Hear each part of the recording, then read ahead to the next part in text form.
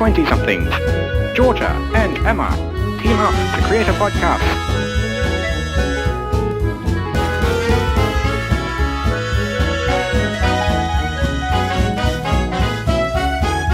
In Have You Tried Yoga?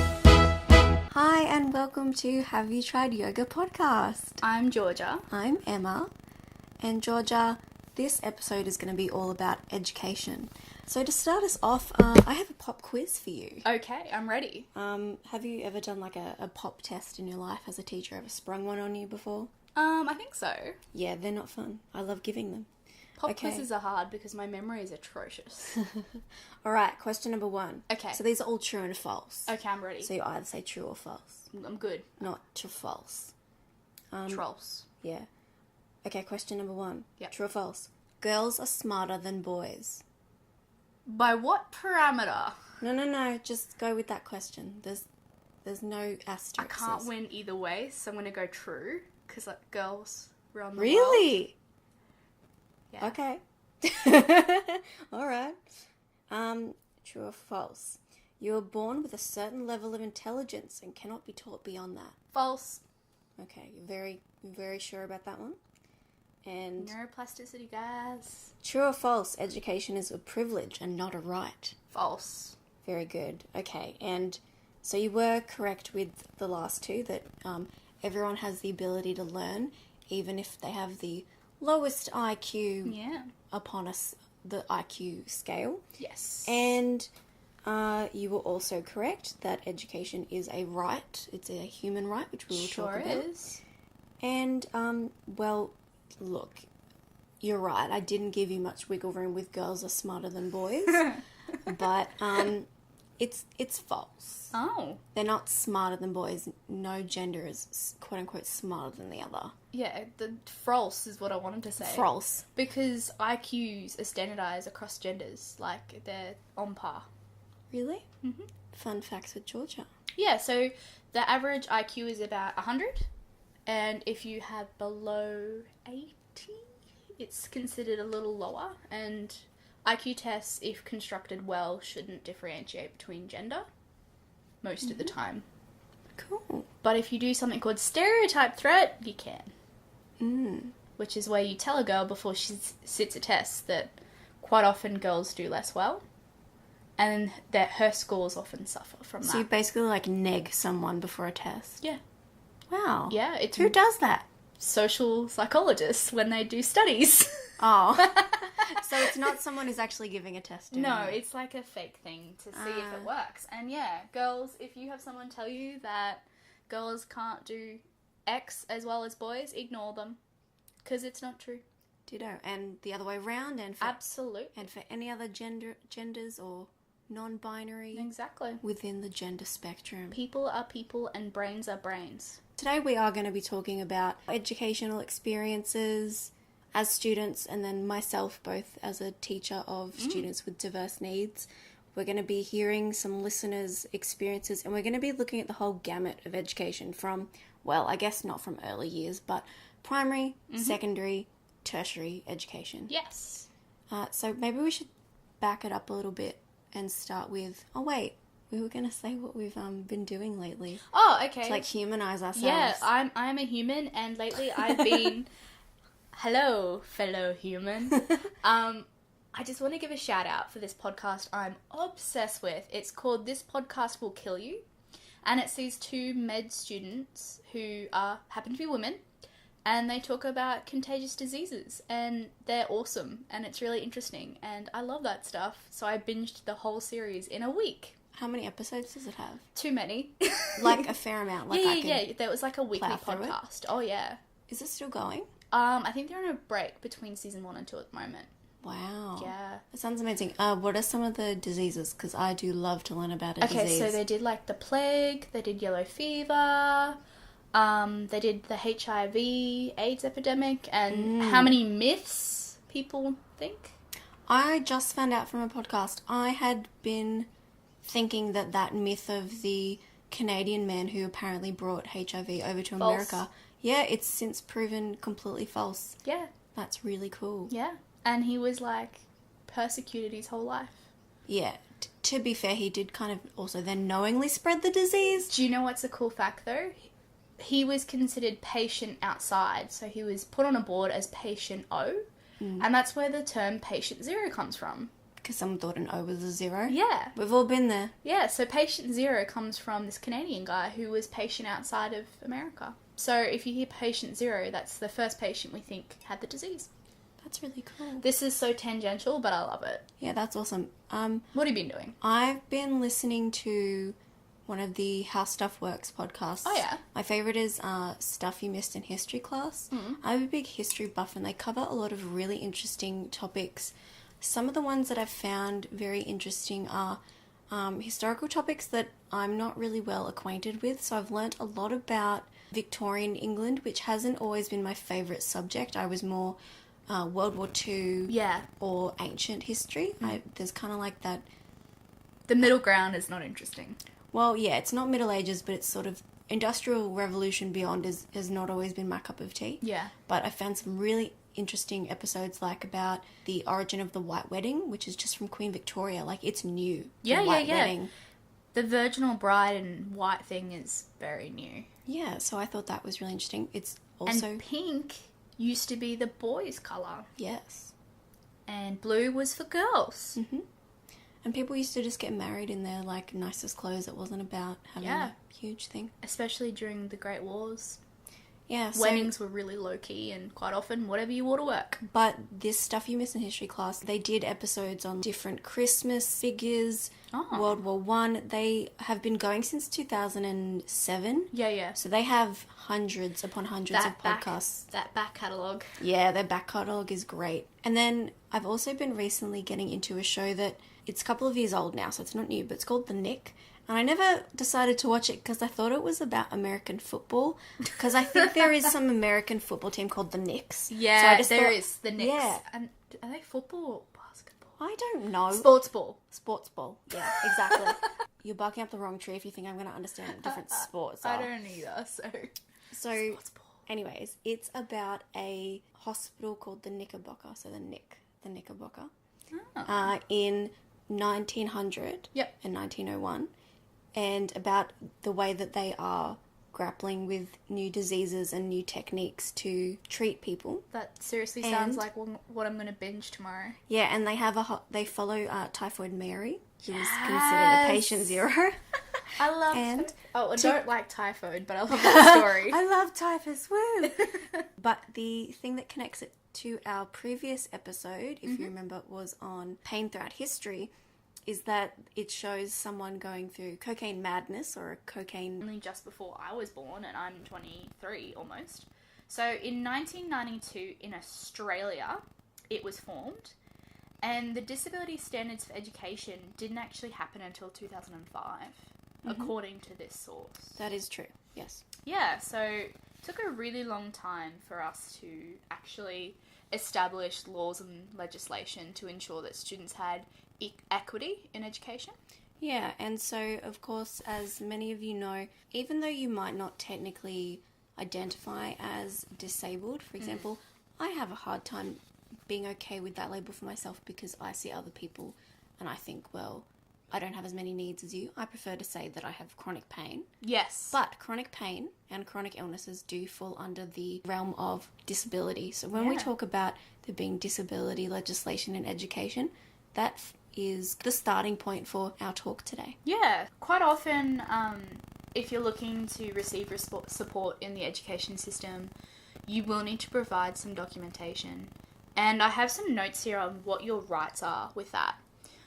In Australia, this is mainly Australia-based, to be honest, so... We have a little bit of info on New Zealand as well. Yeah, Emma found something in New Zealand. Yeah, and so this will be, you know, if you're a adult with chronic pain, this might be the way that the education system, you need to make sure that you are being looked after in the education system and giving access. But for a lot of you, if you've been dealing with chronic pain since you were a child or you're a parent of someone with chronic pain, these are some of the steps that you will have to go and advocate for your child. So these are the rights. So the Australian Disability Clearinghouse, which is an organisation that has suggestions for the education system on what should be done. So they suggest that disability support should be established soon after enrolment to ensure as far as possible that the student is able to complete whatever course or class they're enrolled in.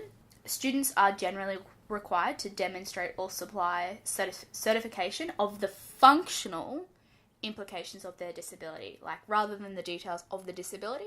So how does it impact you? How does it make you, quote unquote, different? And how does it relate to schooling? Yes.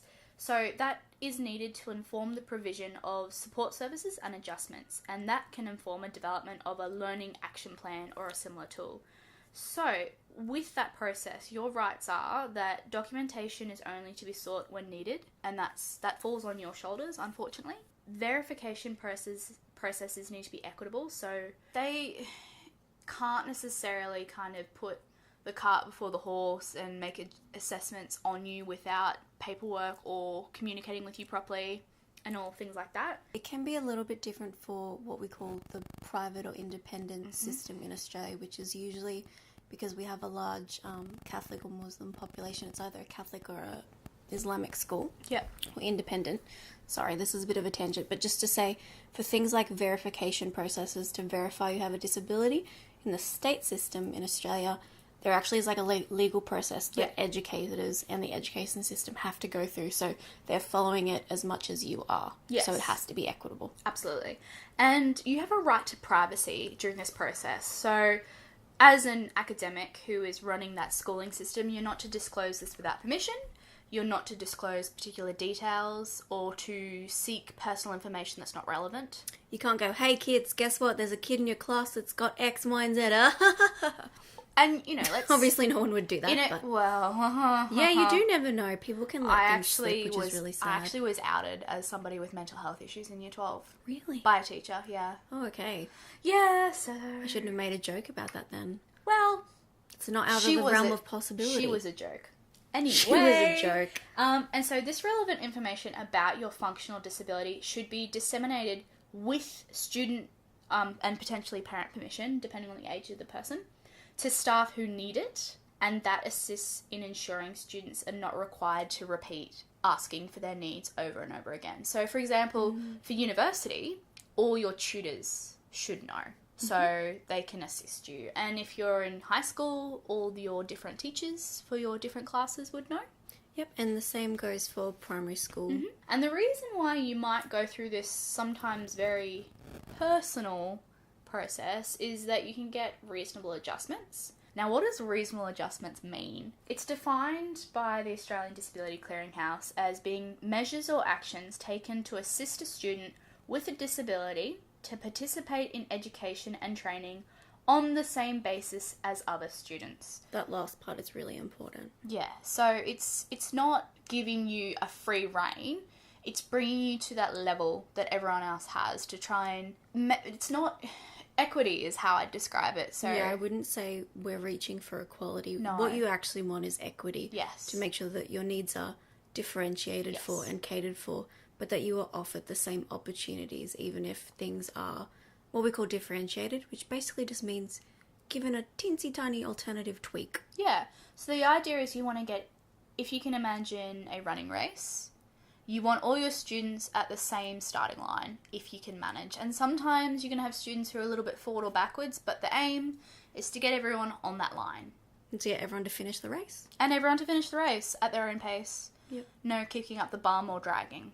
Yep, or saying, no, you can't do that race. What a good metaphor. Oh boy, sometimes I'm very poetic. Yeah, love it. Okay, so now what can be a bit of a problem in this process is that an adjustment needs to be considered reasonable by taking into account not only students' needs, but balancing the interests of all parties, including those who are in that classroom, those who are providing that support, teachers or teachers' aides.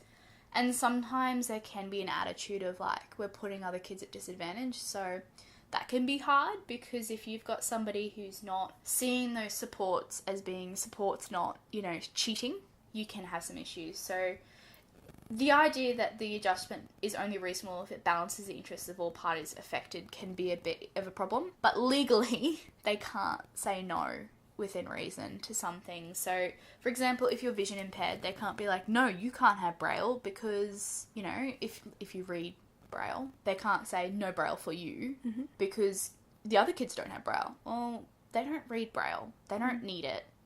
So the idea is that you're not giving someone such a head start that it seems unfair because people get salty. And that sucks, and that's not your fault, but it does happen. Yeah. And so reasonable adjustments occur throughout people's schooling. So you've got compulsory schooling from early years to primary to high school. Yes. The way in Australia you have to leave in the high school age has changed. It's 17 but you have to have a job or approved traineeship. The way you do senior school has changed. There's a lot more options, and we'll talk about them later. Yeah. But reasonable adjustments also occur at university. Yeah. And they can be physical, they can be about communication, they can be about health and emotional well-being, they can be about teaching delivery and format, using assistance equipment, and to a degree, reduction of study load. Yes, I've reduced my study load, and it was one of the best decisions I made. Yeah, and I think what changes in where we've got compulsory schooling is, for example, some people will think, okay, this person, say, has autism and EDS along with it. Okay, so Ehlers-Danlos syndrome. Did I say right? Danlos? Yeah. And they think, okay, this student has an intellectual impairment, autism. They're not going to be able to do history and geography and French, so we're only going to get them to do English, math and science. That reduction to not give a child the full access to the curriculum is illegal and discriminatory because you're assuming their intelligence. But if a student applies for a reduction, for example, like at university, doing university part-time or doing 2 or 1 subjects a semester instead of the 4 or 3, that when it's a voluntary process, that is okay, but it's illegal. You can't have a school say, oh no, we don't think you'll be able to do anything more than English and maths, so that's all you're stuck with. And for example, with chronic pain and physical disability, the school cannot not allow you to do physical education as well. So they can't go, you've Ehlers-Danlos, so you can't do ball sports. However, if you say, hey, this is going to be degenerative on my condition, can I have, alternative resources or opportunities? Or they completely, what a more inclusive approach would be is they're not going to pick the ball sport that's going to really put someone with EDS in danger. Yeah. They'll instead make everyone play golf for that lesson or something. Yeah. That's a silly example. Who would play golf? But it's a bit of a delicate dance. But I think people are up for it. Oh, absolutely. And they should be. And it's the law. Yeah. And I think this is where we're finding, and you'll see with our listener submissions too, it changes a lot between compulsory schooling and tertiary schooling. Absolutely. Primary and high school, there is a lot that can be done and you are catered for. Tertiary, when you don't have to be there. Absolutely. Problem with this is that these adjustments are the law and they should happen. However, applying for these adjustments, you need to fulfill certain criteria at times. And applying for financial assistance for these adjustments, if you don't fit into that neat box, sometimes you're going to miss out. Or if you don't know you have the right to apply for adjustments and financial assistance or extra teaching aid or etc., you're not going to seek them. So it's... Well, why don't we talk about our own experiences with that for a second? Sure. So I didn't have chronic pain. I had really heavy painful periods when I was in high school. Only a few times that I missed school for it. It wasn't a chronic condition. It didn't affect my schooling. But in university, it started to get worse. And it wasn't until my later years, maybe the last 2 years, that I realised I could get what they called a disability plan, which was basically a verification of, this is my disability. You get a letter from your specialist, and a disability support officer from the university or college works with you to write up, these are your needs, these are the adjustments you provide. And it's emailed out to your lecturers and tutors. Yes. But I didn't realise that was there. I had no clue. I had to sort of make friends with other people who were disabled or spoonies. Yeah. So I'm a bit of a funny one. In year 11 and 12, I had some poor mental health issues, and I ruptured my anterior cruciate ligament in my left knee in the end of 2011. So that meant a knee reconstruction, which meant I had to drop a subject, dance, because I was no longer allowed to dance, or I would dislocate / rip up my tendons. So I had to get special permission to drop down to only 5 subjects instead of 6 subjects for my OP, which is going to not be relevant very, very soon. But when I went through school was what you use to apply for uni, and it's like your final score of your whole education, which is problematic in itself. But anyway. Yeah, I mean, that description pretty much covers any kind of country's school Yes. leaving experience. Just the title OP is not what is going to happen anymore in our state. Exactly. So I only did 5 subjects instead of 6, and that really helped. I was lucky that while I did face problems with things like my guidance officer, who was not trained in pharmacology, tried to suggest to me to change my antidepressants by dosage. She's like, you should increase your dose. Wow, that doesn't sound like something a guido is allowed to discuss. So illegal. Yeah. I also had a drama teacher out so many students with mental health issues in front of the whole class. Oh, that's because you're depressed and, hey, insert name, which is just highly inappropriate. Oh, that's awful. Yeah, so my mental health was my main issue in high school. And then orientation week of university, I had a kidney infection, pyelonephritis, and I was put in hospital for a week, so I missed the first week of uni.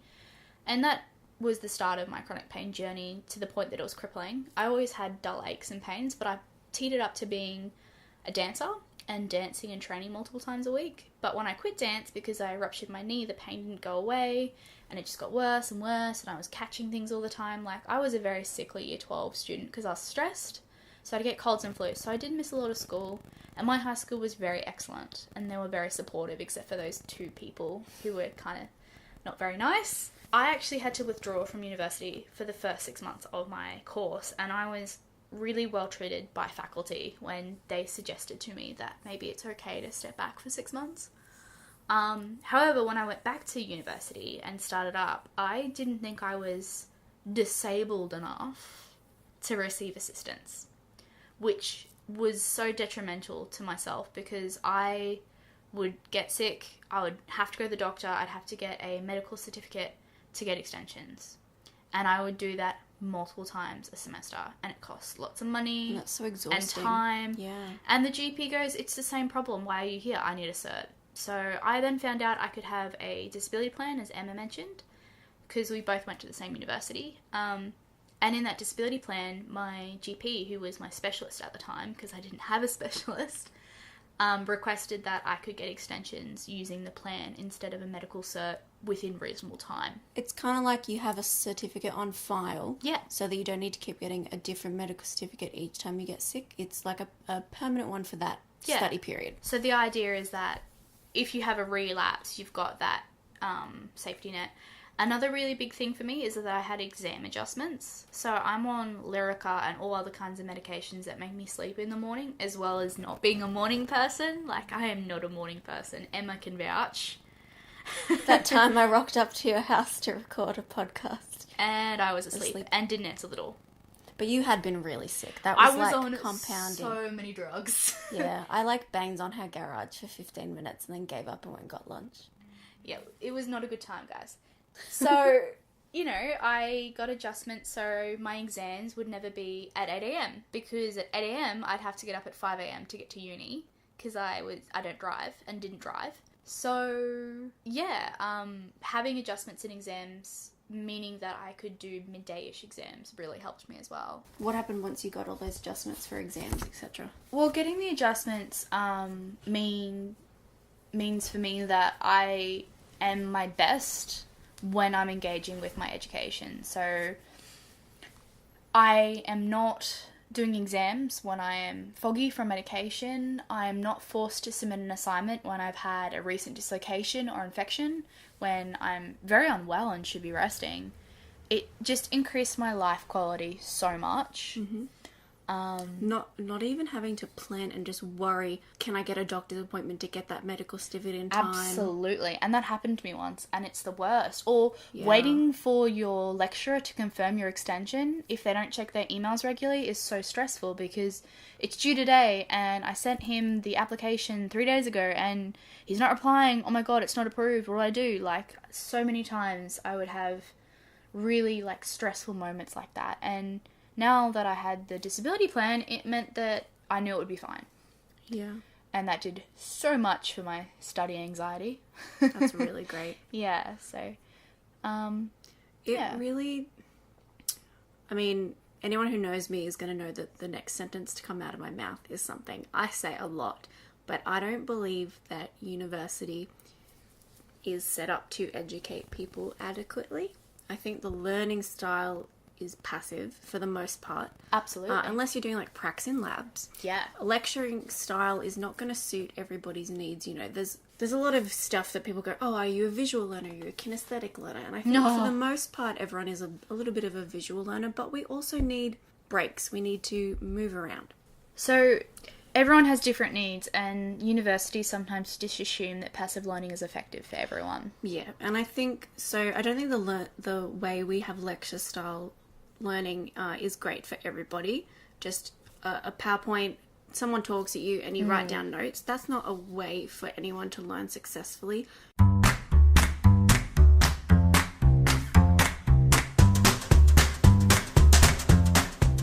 We have with us today Kate. Kate, would you please introduce us and tell us your favourite animal and why you're with us today? My name's Kate Berger, and I started Cing Education, which is an online tutoring company catered towards the needs of the chronically ill. I apologise for that weird noise if you just heard that. My favourite animal is a dog, and that is my dog asking, why can I not come play with you right now? Oh, I've got my dogs on the other side of the bedroom door scratching at it occasionally. Yeah, you're going to fit in just fine if your dog interrupts. Yeah, if you hear any weird noises, sorry. That's okay.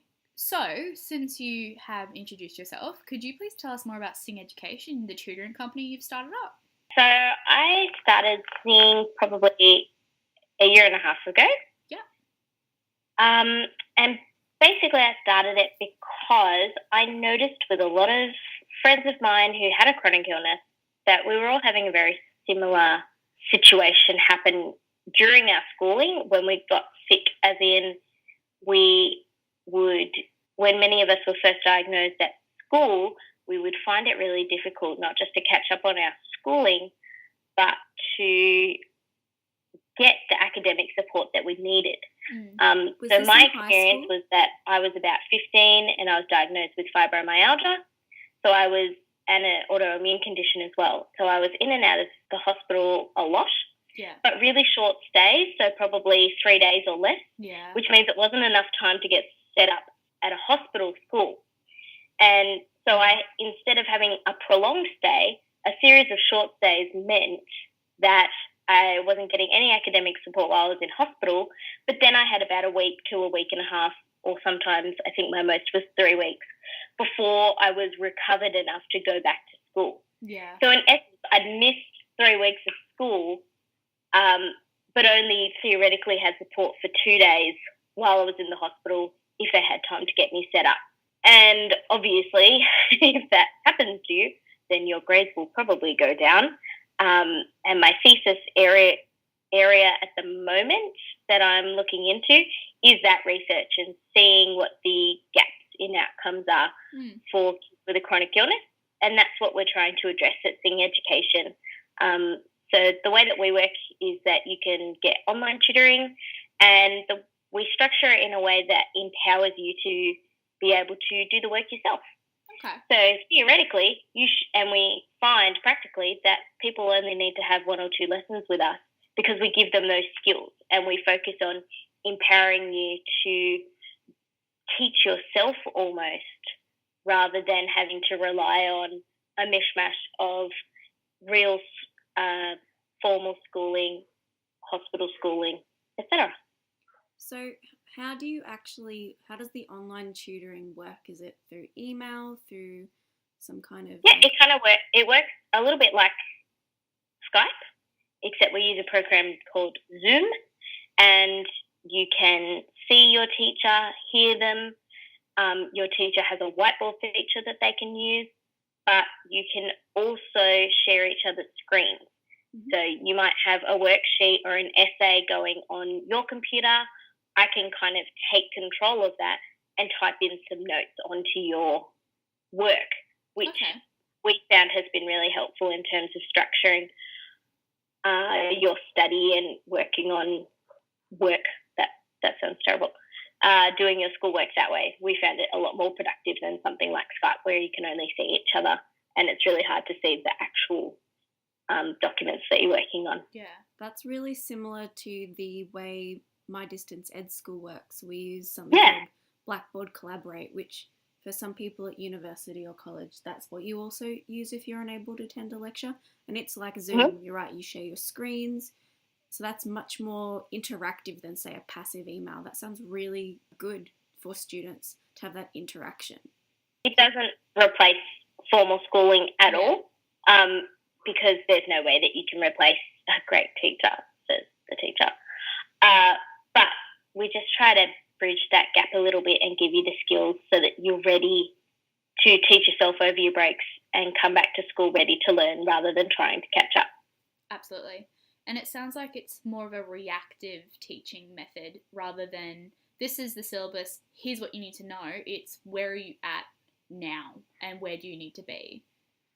Exactly.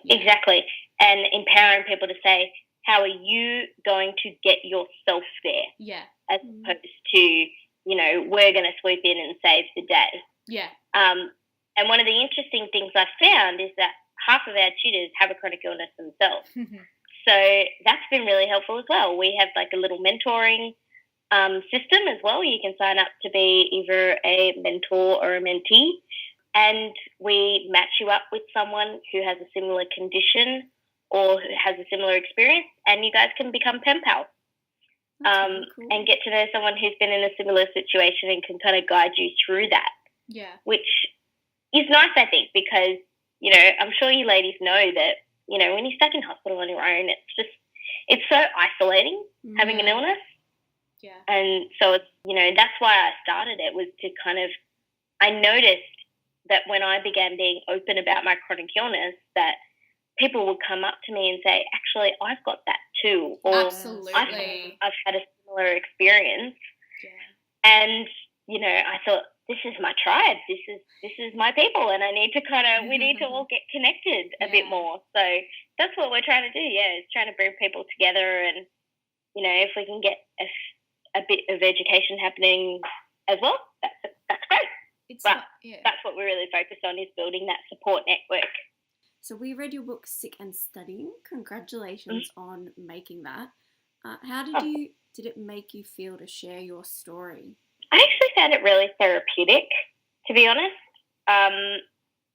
Maybe a little self-indulgent. No. But it feels weird. It's so weird writing about yourself. We need more self-indulgent women in the world. But it was interesting, having friends read it especially and go, wow, I didn't think that that's what you were going through. And while we were in high school together, and now I understand. Yeah. So I had a lot of friends who didn't understand fibro while I was being diagnosed and kind of in the throes of it, which I completely understand because I didn't get it myself. Yeah. And it also just was a chance to put together things that I've gleaned over, a 5-year degree that's taken 6 years because, thanks fibro. And probably 7 years now of tutoring, being able to squeeze that all together and put it into just something really compact that people can, read through and learn some tips. It was an interesting experience. Yeah. Just in regards to just a bit about what happened with me is I didn't get sick until about year 11. But the major issues for me didn't start until the first year of uni. And you were saying that you do tuition for high school kids. But for me, I took 6 months off to do nothing but rest in university.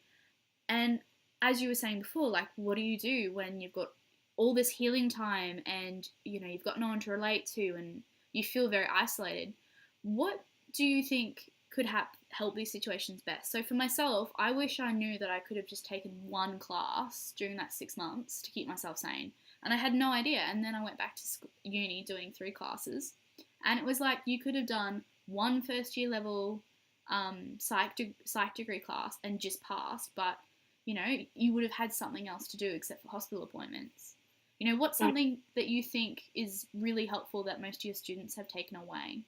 I actually did the same thing. That's why I said I'm doing a 5-year degree. It's taken me 6 years. Yeah. But my course is so rigid that I could only take a year off because they wouldn't run the classes in the next semester.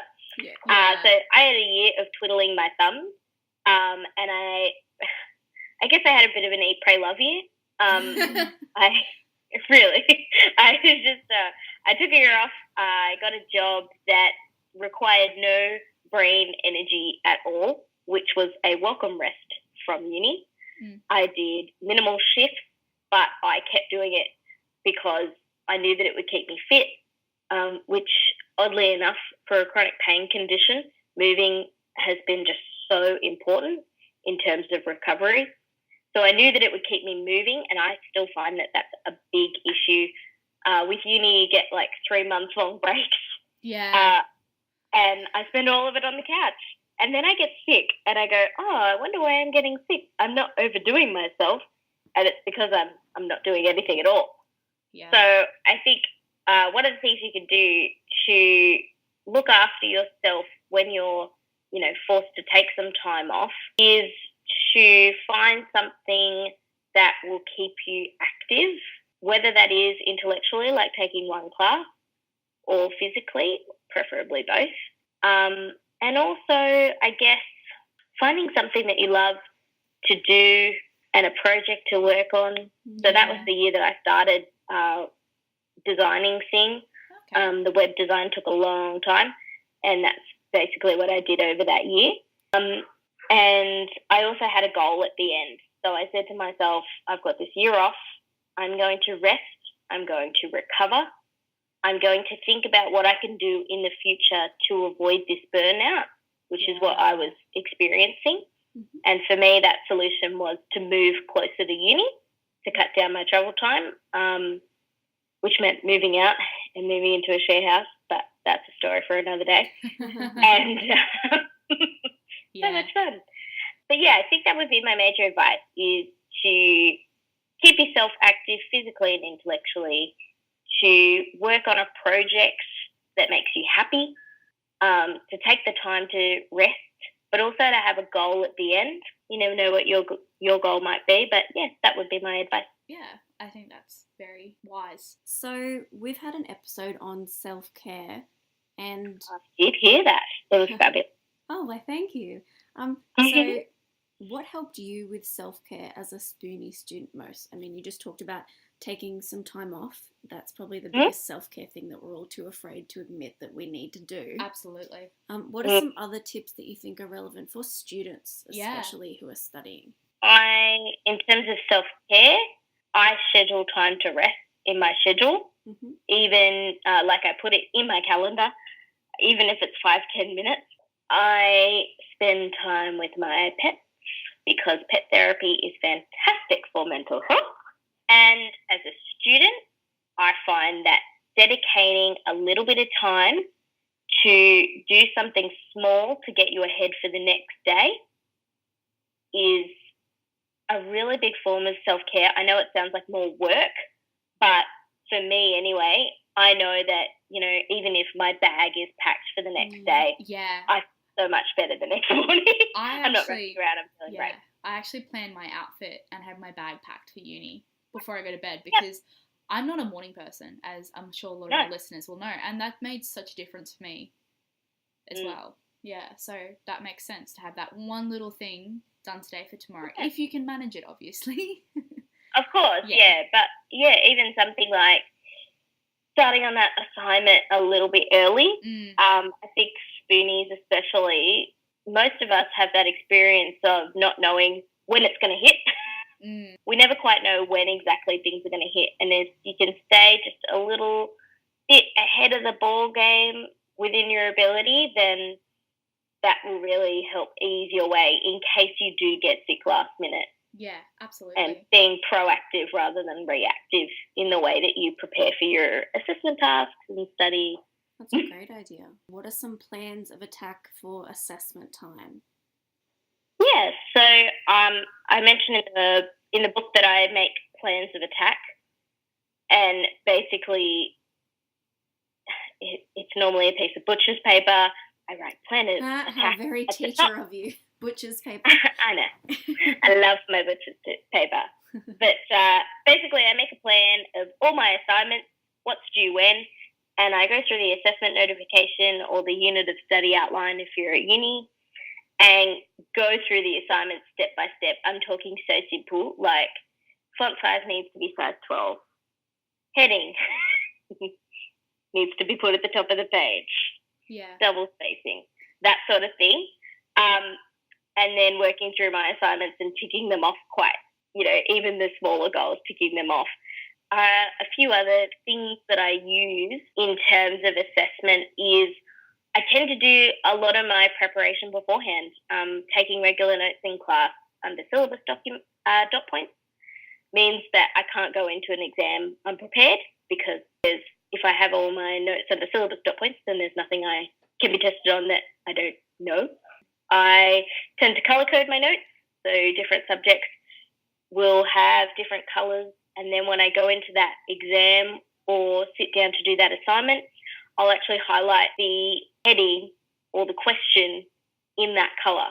So I still remember from HSC, like, for example, my Hamlet unit was orange, and it's so weird. Now, even at uni, when we, revisit Hamlet, I can almost taste oranges when I think about Hamlet. It's so weird. All my notes about Hamlet have to be orange. But I find that when I go into the exam, my brain then kind of switches and goes, aha, I need to use the orange knowledge now.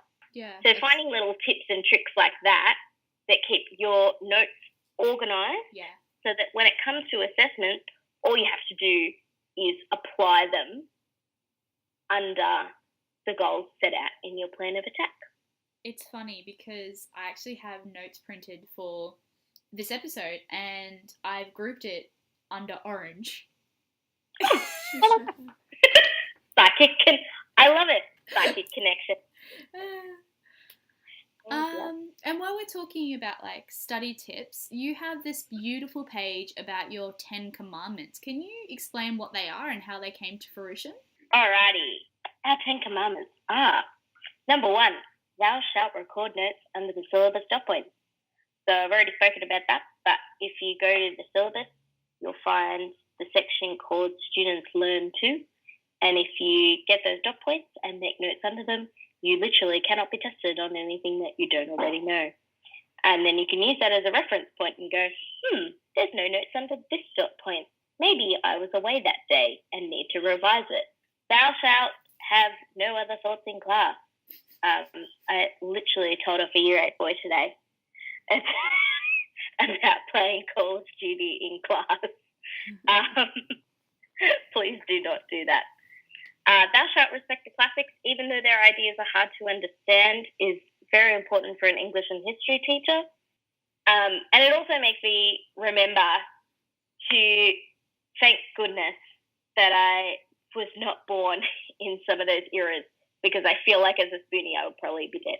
Yeah, for sure. Well, our Pain History episode talks about all the ways we could have died. Exactly. And I was listening to that and going that would have been an interesting experience that I probably don't want to have. It was, the next one was to remember a rest day and to stick to it and to not forget to do something for you. And I love that you guys are always talking about self-care and how important that is. The next one to me is a form of self-care that I probably should have mentioned earlier, which was to keep thy workplace clean. My next one was to honour thy father and thy mother, because they're only trying to get you off to a good start. Basically, your parents are doing the best they can. Out of, if you're ill, that's probably one of their worst fears, is that their child is unhappy or unwell. Mm-hmm. And so they're just trying to react and look after you as best they can, I guess. Number 8 in our 10 commandments is to not steal other people's ideas and credit them as your own, which I think is pretty self-explanatory because plagiarism is a big deal. The last one is to not bear false witness. For example, don't play dumb if you don't understand something. In my classes, we have a rule that was introduced by my university lecturer, which was #have a crack, as in have a go. If you don't understand something, to be able to put your hand up and say, Miss or Sir, I don't understand, there's a lot of braveness in that, I think. Yeah, absolutely. It's something that we all worry about is that we don't understand. And sometimes, I find with fibro that my cognitive function tends to go down if I'm unwell. Yeah. Like, someone explained it to me once as fibromyalgia being a condition that affects muscles, and your brain is like a big muscle and it's going to get tired. And so if you're, like, I don't know about you guys, but some of those gross meds they put you on towards the beginning, especially for pain, make you really nauseous, or just pain itself make you really nauseous. Oh, yeah. So if you're not eating as much, you're not feeling very well, and you might be on, some sort of medication, I'm pretty sure I had some very creative writing pieces on endone. So, yeah, I guess it's like, not being afraid to say that you don't understand is so important. And the last one is to surround yourself with people who have good study habits rather than bad study habits. I have a lot of friends who are the sort who are very, very clever. They are the most clever people I know, and they will show up to an exam not having studied and still, get pull band 6 out of the bag. Yep. That does not work for me. Yeah. Does not work for 98% of the population. Yeah. So surround yourself with people who you work well with. So if people are interested in Cing Education and maybe being a mentor or a mentee or getting some tutoring from you, where can they find you? Website and all the socials. Yeah, so we're at www.cingeducation.com. You can find us on Instagram at Cing Education, and we're on Facebook as well. And each of those has links to how to become a mentor, how to get tutoring lessons, to some of our online resources like the book, and our blog as well, which has some really interesting stories of people like yourself who have a chronic illness and are kicking butt. Am I allowed to say butt? Yes, absolutely. Sweet. They have a chronic illness and they're kicking butt. That's awesome. Well, thank you so much for joining us. Thank you.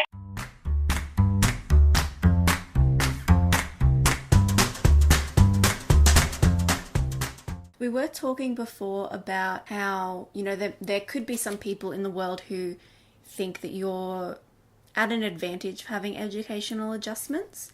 And one thing that's really important to note is that going through the verification or adjustment process is very important, because that is how you will receive formal support in the class. And as a teacher, the hardest thing is not supporting a student with verified needs. It's supporting that student in your class that you know has intense needs, but for whatever familial reason, it might be the parents don't want the stigma of a label, they don't believe their child has that illness or that disability.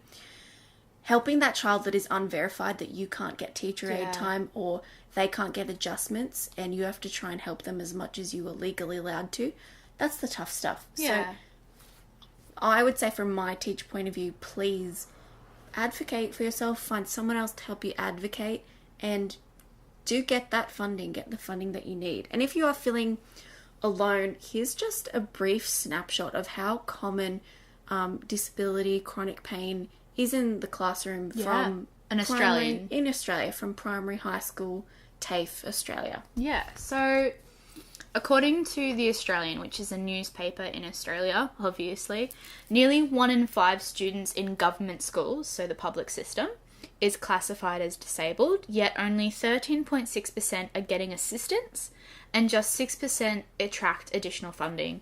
So as Emma was saying, there is, there's no shame in getting this help. You have the legal right to it, so don't shy away from that.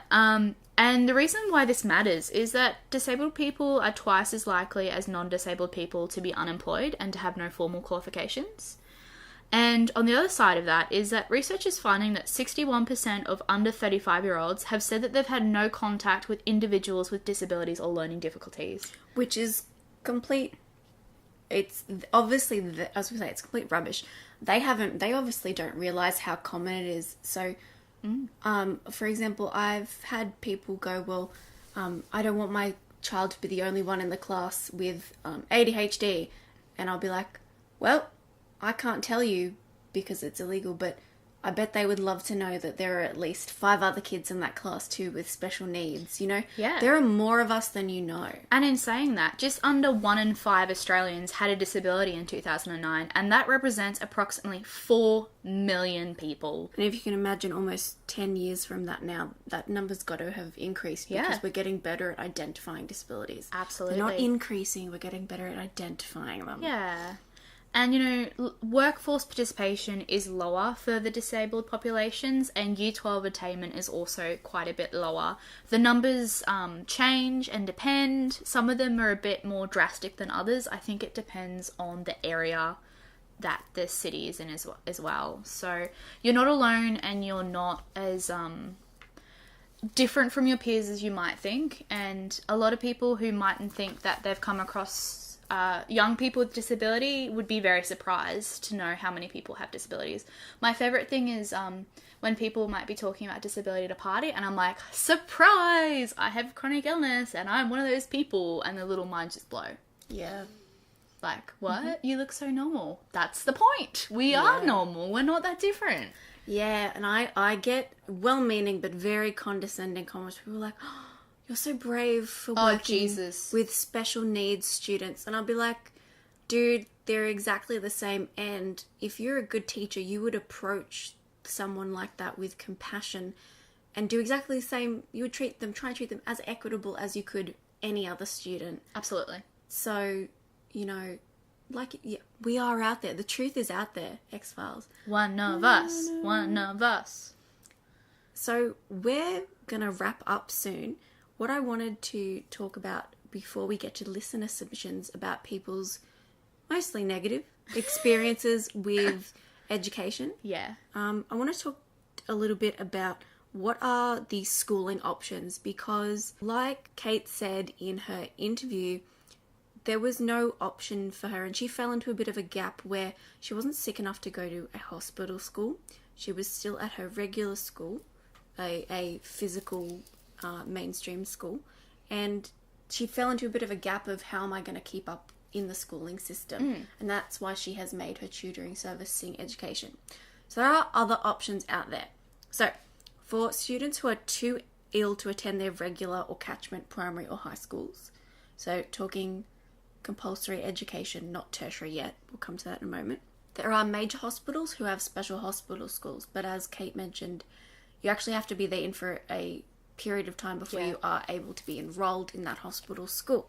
There are distance education schools available in the same Australian curriculum.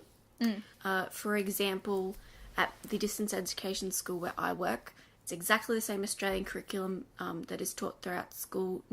It's still academically rigorous, and most of my students, most of the students at my school are medical enrollments because they have some kind of illness, and so it means that they do their schooling from a home computer. They log in through a program called Blackboard Collaborate, and they still attend a school timetable, but if they are way too ill and they can't make those times, there are circumstances where they can get an exemption from scheduled lessons, and they can listen to recordings, they can go through materials. It is another option. There is also homeschooling. Now, the difference between distance education and homeschooling is that the carer, guardian, parent, whoever is that main tutor of that child, can set the curriculum. So for some people it cannot be as rigorous as using the general Australian curriculum. So, and that means more work for the carer involved required. On top of just caring for the child or young person. Yeah, so even in distance ed, it is a requirement that you have a good internet connection. It's a requirement that you have someone at home because you're a minor. Yeah, you can't be home alone as a minor, legally. Yeah. They should be there to help you. Yeah.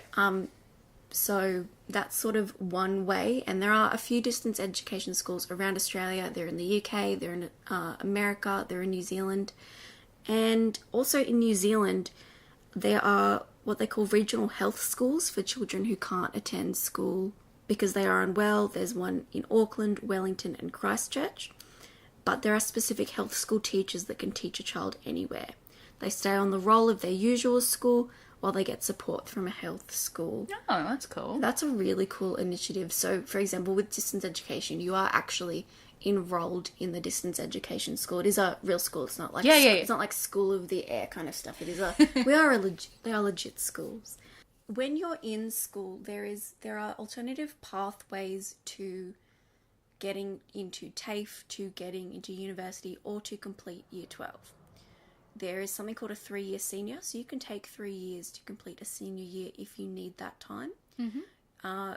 Now, every state in Australia at the moment has different names and titles for their Year 12 exams. So there's the QCS, which is the main exam in Queensland.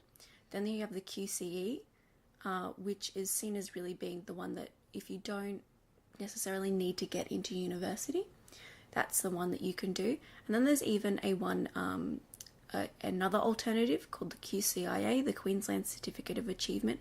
And that's for students with diverse needs who it's more showing that they are able to function in the community, to handle money, still want to leave school with a really good certificate. It allows them to leave with not going, oh, you finished at Year 10 because you weren't good enough. Yeah, so it gives you a formal qualification for Year 12. Yeah, that's alternative. Which is really, really worthwhile. Absolutely. TAFE, which is like trades to an extent, construction, hairdressing. You can also do things like dental prosthetics. You can even do engineering at TAFE now. Yeah, it's pretty massive. Diverse. They are a little more, I would say, chilled catering for people with needs, but there isn't a lot of teacher aid type support that there used to be in the TAFE system. And of course, we've talked about university, and we'll hear from some people in a moment about how university isn't quite set up for them to succeed. It's also really important to remember that you can actually do distance ed for university. You do not have to attend a physical university. But in saying that, there is a big advantage if you can manage attending a physical university of, meeting new people. As Kate was saying in her self-care kind of segment for her interview, it's nice to have that forced socialisation. If it's, possible. Yep. Yeah, it can be really advantageous to still attend a physical school if it makes sense. Yeah, and that can also mean that you have a sense of community with your university. And of course, there are going to be some degrees that you do need to have practicum elements, even if they are distance ed. Yeah. So that is a bit of a caveat to that. So should we go into everyone's stories and then I'll finish up with some adjustments? Great. So before I lose track, our lovely friend Brianna, who spoke to us about her experience travelling with a disability and more recently with a wheelchair and an assistance dog, I asked the community if you could give yourself any advice to prepare for school with a disability, what would it be? And she says that accommodations... Phew, sorry, that was a sneeze. That was hilarious. So I asked the community if there was any advice you could give yourself to prepare for school with disability, what would it be? And our lovely friend Brianna said that accommodations aren't an advantage, no matter how many people will explicitly or implicitly suggest they are. Now, I can relate to that at such a scary level of relation because I still sometimes tell myself that you don't really deserve that extension. Which is a joke, because you're in bed for 2 weeks with a, horrible infection, so... And then I scream at you going, Georgia, stop putting yourself down. Look after yourself. Verbatim. Yeah. Emma, Except there might be, like, swearing involved. Emma is the best career mum ever. She's like, go to bed. Sleep. I put my cranky teacher voice on. She does. It's very effective. Very effective. And it does not put you at an advantage. Oh, heck no. And honestly, when Kate talked about surrounding yourself with good study people, university is prime for people who are just like, smug. Oh, I wasn't going to say smug. There is a culture where people like to pretend they haven't studied or they don't study. Do you know, honestly, a lot of people do fail more subjects than you would realize at university. Oh, yeah. It is a big thing. And the idea of procrastinating, procrastinating, another activity. There's a big culture. There's a big drug taking probably. Oh. There is a big culture of that at university. So if you've got people around you that are not big studiers, you kind of have to take it on yourself to either separate yourself or just have a bit more self-management and self-drive, because otherwise it's not going to be helpful to you. And not to go full mum on you guys, but if you have friends, so-called friends, who tell you things like, oh, I wish I could get an extension because I was sick, because they went partying, and they, say things like that, knowing full well after you've had a polite conversation that upsets you, they're not your real friends. No. Real friends don't put you down for trying to do your best and get an extension because you're in hospital or something horrible happened. Like, that's not what friendship is about. And if you've got students who think that you get extra things, like, they are not your tribe. Yeah. And that's okay. You don't have to be their tribe. No. Kick them out. Yeah.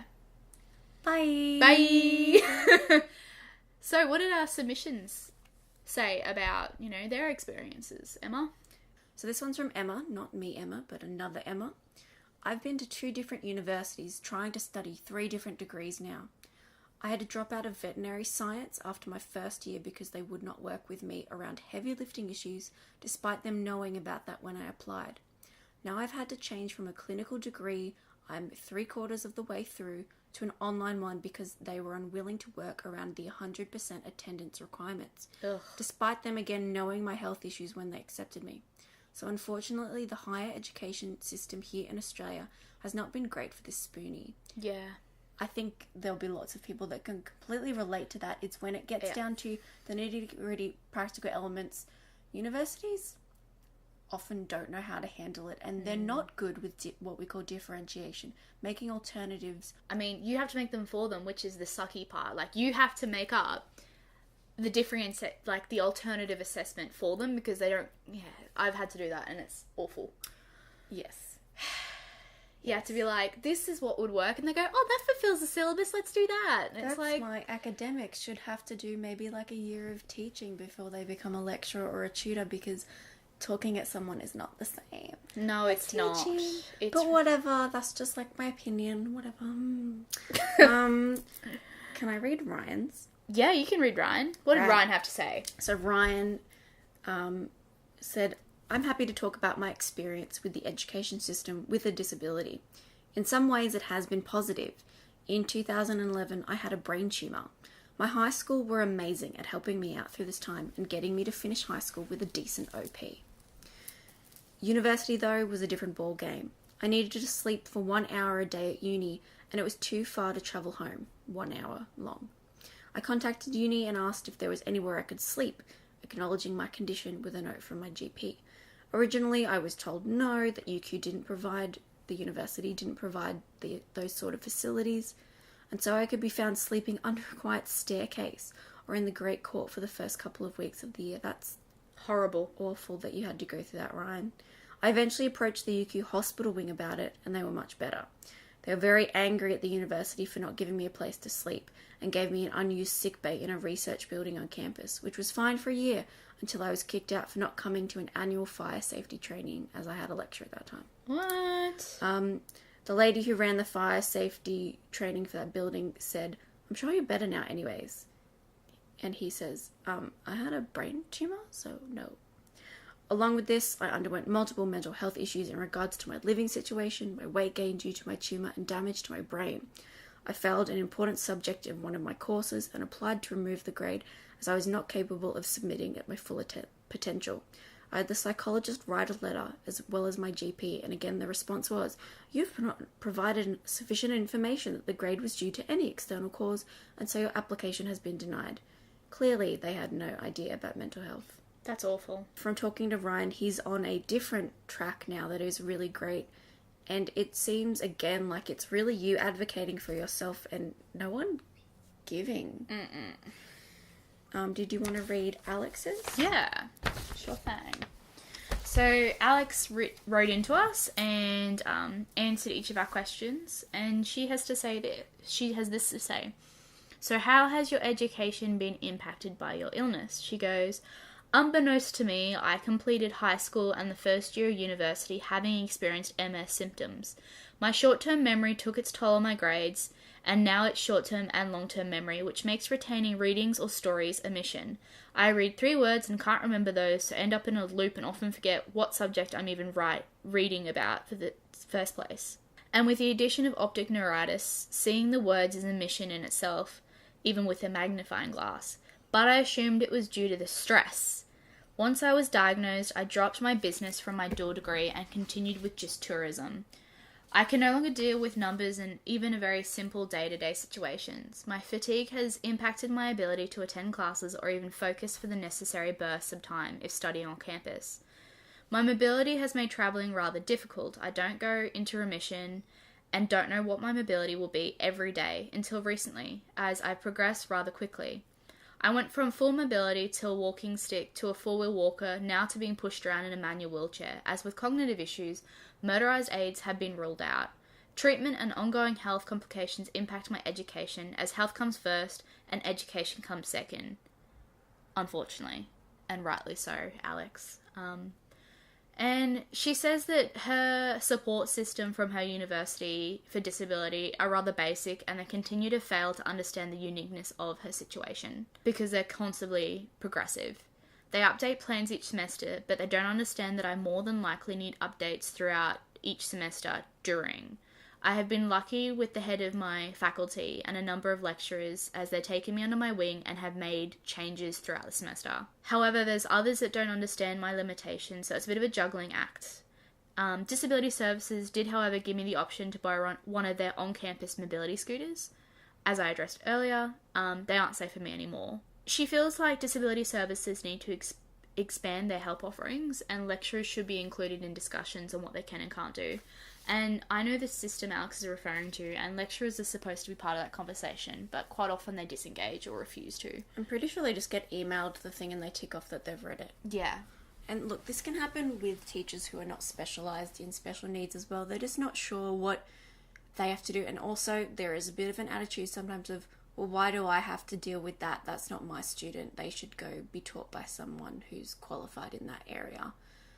The thing that I am really impressed by everyone who wrote in, and I think this is pretty much the same for a lot of spoonies, is we've been knocked down by life, and so we fight tooth and nail to get things like education or the passion that we want in life. And absolutely. Those stories are just people of going, no, I'm going to continue study. I've been through 3 universities, but I'm going to keep trying because that's what I want to do with my life. And just awesome. You guys rock.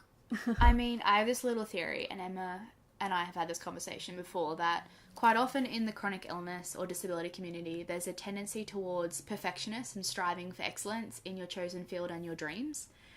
And I have not met more determined people, as Emma was saying just then, than the spooning community, because we feel like we have so much to prove to ourselves of who we are. We're more than just that condition or that impairment. And yeah, these submissions have just been amazing because you guys are so determined, and that's awesome.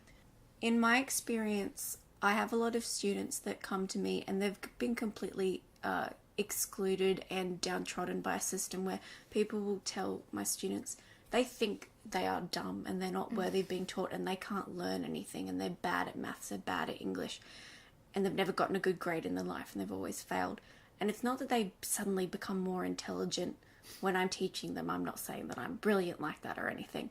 but just giving people a safe space to be able to achieve, and saying, like I'm saying here, if physically going to university isn't working for you, or physically going to TAFE or any type of schooling, doing something like distance ed, or the opposite of that, going, all right, I'm going to step out of my comfort zone and do something that's going to help me by actually going to university. Yeah.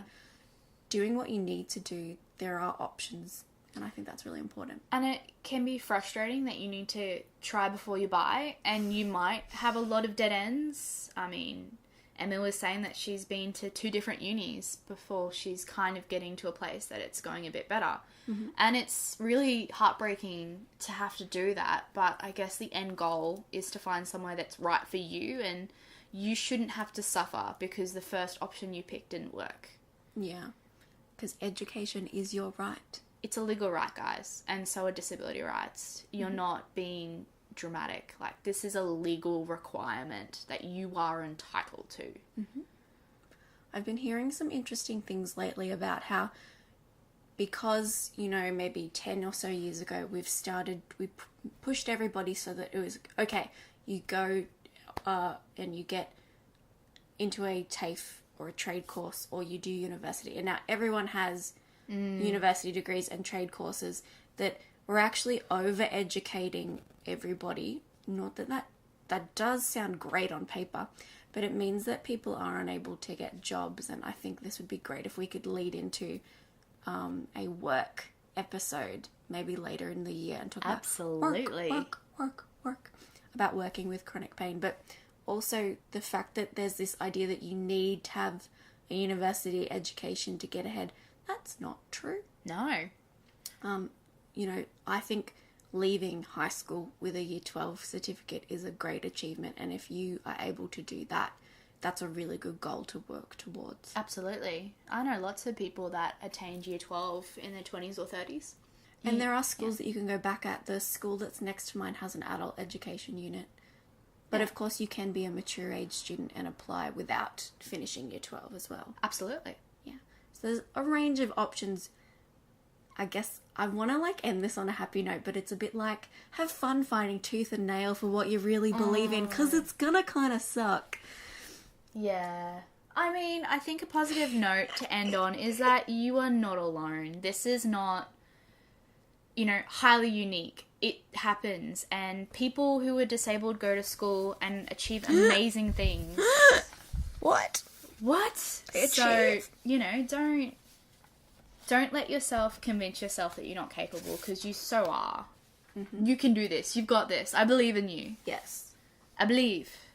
I'm teaching my students the novel Wonder right now, which was made into a movie. It's about a kid who has been homeschooled. He had Treacher-Collins syndrome he was born with, which meant he had a lot of facial surgeries and things, like his hearing was affected.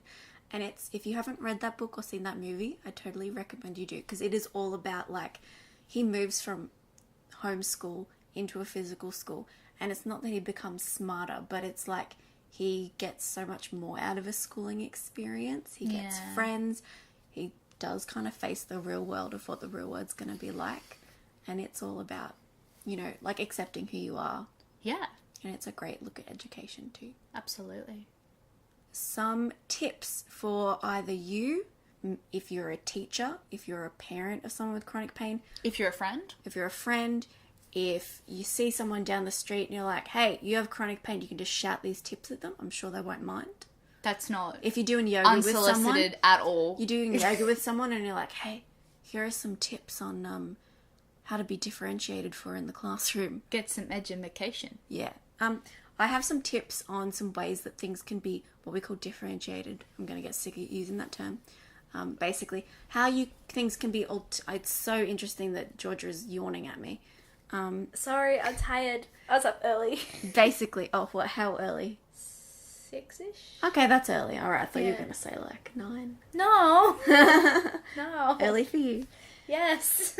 Okay, I'm going to go through some tips and we'll put them in the post with this episode.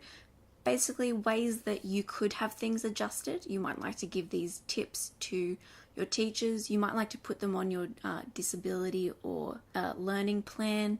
Or take them to your GP to put them in a GP letter for a request. Yeah, so use these tips any way you can. If you're studying education, you might like to put these in your little arsenal of teaching ideas. These are some possible educational adjustments. The mode of the assessment, presentation, or submission could be changed. So why do you have to stand up and give a speech in the front of the class? Why can't you record it beforehand? Why can't you record the audio or wear a hat or maybe even a mask, like a Spider-Man mask or something if you really don't want to be filmed? I've done that for a couple of students before. Can you submit things online via email? Can you do something via a video? Can you create a PowerPoint? Can you do something digital instead of on paper? There are multiple ways and modes of submitting an assessment. And if you're a teacher, I would say try to cater as much of what a student will find interesting as possible. For example, I try and get one of my students to write things in a rap because he gets too anxious to write things in a form a sentence, but raps flow out of him. That's awesome. You can have a teacher aide or a carer assisting in scribing notes, and I think a few universities offer students who volunteer. Do they volunteer? They get paid. I think they get like $50. Yeah, to basically go in and take your notes for you. Because they're a student who's taking their own notes, but they Yeah. get paid to do slightly better ones and hopefully submit them on time. Yeah, so that's an option for university. The teacher can provide work for pre-teaching ahead of time, so a week before. They could give you extra notes for the 6th student. One of the Australian of the Year recipients or nominees, Eddie, who was a maths teacher, he actually revolutionized because he started putting his maths classes online Yeah, for a YouTube. 6th student, I believe, on YouTube. So, I mean, you can't expect every teacher to go and record everything online, but maybe they could give you their teaching notes. Yeah, absolutely. The teacher could provide what we call a graphic organizer. It's basically a visual table or visual shape, a way of organizing a task, a writing task, or visual cues to help organize writing. So that could be something like Kate mentioned. It can range from color coding to only writing on one thing per page, only one question per page, the type of font, etc. Allow students to type instead of handwrite if they have dyspraxia or find handwriting difficult. I had to petition to have the right to do in-class exams on a keyboard instead of handwriting because I can't handwrite, and that was one of the best things I've ever done. Did so much better now. I can type instead of handwrite. Yeah. There are hit and miss dictation apps. Oh, yeah. Dragon Dictation is the main one that can be used for education. They are hit and miss. They're not going to get every word that is recorded, but they are out there. And there are some other online study tools that you might like to look at for revision. Okay, the one that everyone used to cheat when they never read Shakespeare, No Fear Shakespeare, or SparkNotes. There are also other ones like Shmoop, Study.com, and Twinkle is a personal favourite of mine because it's mapped to the Oz curriculum. There's also websites that do flashcards that you can type them in, and it does like a digital flashcard. And if you're really tricky and you get a bunch of friends, you can make flashcards and share them. And my last exams were so much easier because as a cohort, we all added to the flashcards and we studied off the flashcards. And guess what? Everyone did really well, and it was awesome, and I was so proud of us. That's awesome. Yeah, see if you can, just because you're using the flashcards doesn't mean that people can't make them as well and join you, and you guys can kind of make it a collaboration if that suits too. Yeah, it's like using like Google Docs or Google Drive for a group presentation. That can be useful. Yeah. If there's a student who's, maybe a couple of years below in their academics to their enrolled age, there are leveled reader books so that they can be given the same book in class, but they're at a different reading level. Try and use student choice or someone's topic of interest if they really love Star Wars or horses or another topic. Okay, try and get students re-engaged, especially if they're sick and they're like, I don't want to do this, I've been sick, I'm going to fail. Reel them in with something that they're actually going to enjoy. That can help.